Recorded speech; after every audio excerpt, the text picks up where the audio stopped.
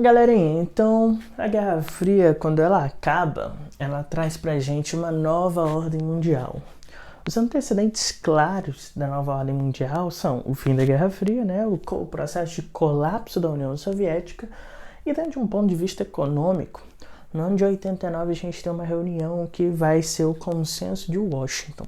Qual é o impacto do Consenso de Washington? Gente, o Consenso de Washington ele é importante porque ele vai dispor sobre como seria o processo de expansão do capitalismo de caráter neoliberal para o resto do mundo, como ele iria chegar ao mundo subdesenvolvido, que era um mundo que estava em intensa crise econômica durante os anos 80. Galera, então, quando a gente chega na década de 90, a nova ordem mundial ela impõe algumas características econômicas centrais. A primeira, a gente vai ter o predomínio de uma política de cunho neoliberal. E o neoliberalismo, a gente sabe que compreende o chamado processo da política do Estado mínimo. Meninos, o Estado mínimo significa Estado inexistente? A gente sabe que não. Estado mínimo é um Estado que intervém na economia somente quando precisa, em casos pontuais. Outra característica é o surgimento dos blocos econômicos. Os blocos econômicos, os acordos econômicos regionais começam a se intensificar aqui a partir dessa nova ordem mundial, a partir dos anos 90, num projeto muito claro de tentar fortalecer a economia de algumas regiões. A gente tem um caso aqui do Cone Sul, no Mercosul, a gente tem um caso europeu, na União Europeia, a gente tem um caso do NAFTA, na América do Norte, dentre outros exemplos. O desenvolvimento das empresas transnacionais aqui compreendem também uma característica muito importante, porque vai intensificar algo que já acontecia desde os anos 70, que é esse processo de mundialização das empresas. As empresas começam a literalmente se espalhar pelo mundo inteiro e a terceirizar grande parte dos seus serviços. As marcas começam a terceirizar partes do seu processo produtivo, fazendo com que a Nike, por exemplo, não tenha nenhuma fábrica. Ela só tem um escritório e ela manda esse projeto que sai desse escritório para diversas fábricas no Vietnã, em Bangladesh e assim por diante. Galera, então o que a gente está vendo aqui na nova ordem mundial é que a gente vai ter a consolidação de um projeto de desenvolvimento econômico capitalista. Porém, existem algumas questões políticas relativas a isso. Questões que expõem algumas diferenças que começaram a surgir na Guerra Fria.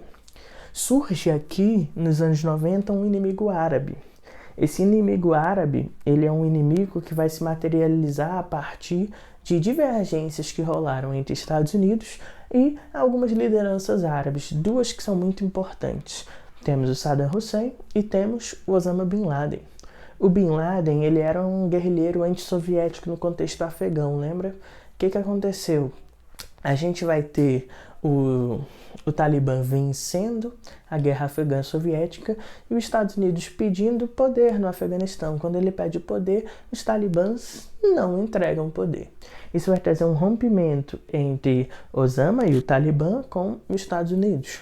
No caso de Saddam Hussein, que foi um governante financiado pelos Estados Unidos para chegar ao poder no Iraque nos anos 80, no ano de 91, o Saddam Hussein vai atacar poços de petróleo e o território de um país que era aliado dos Estados Unidos, que é o Kuwait, ok? Galera, isso vai fazer com que os Estados Unidos tenham um processo de aumento dessa rivalidade com diversas nações árabes, fazendo com que existam até algumas intervenções pontuais já.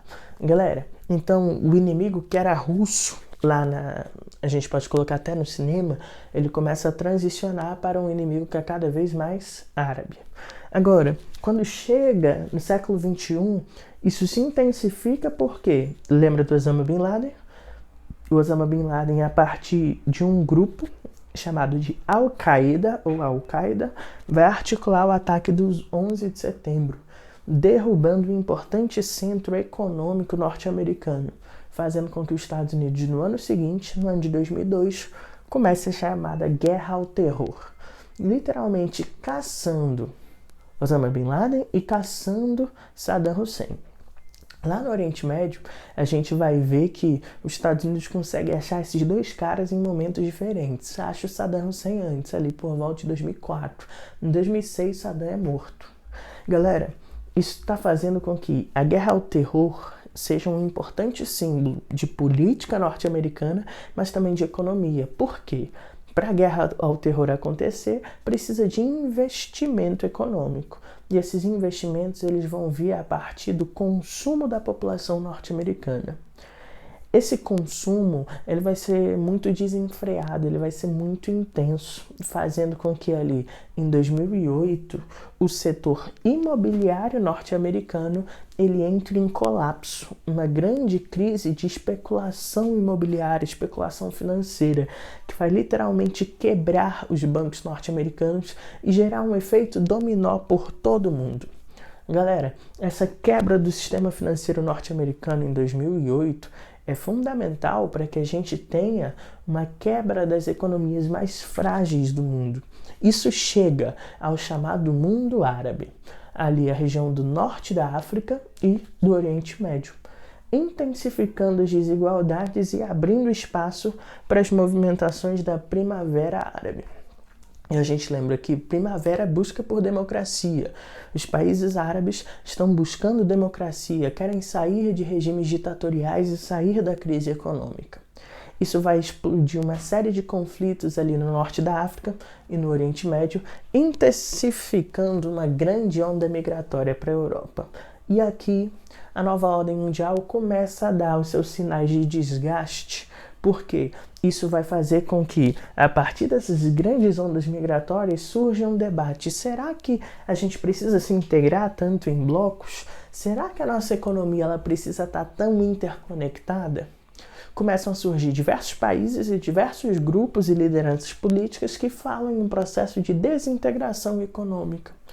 O caso mais relevante no contexto europeu é o Brexit, que se consolidou agora nesse ano de 2020, que foi a saída do Reino Unido da União Europeia. Justamente por quê? Porque existe essa insatisfação com a política econômica europeia e também com a política migratória. E o governo Trump, que assume ali em 2016, com uma retórica também de desintegração. Então, a nova ordem mundial, no nosso contexto contemporâneo, ela começou a apontar fenômenos de desglobalização. Existe uma corrente dentro dos estudos de geografia humana que já fala sobre esse processo de desintegração do capitalismo agora na nossa segunda década do século XXI. Um grande abraço, galera!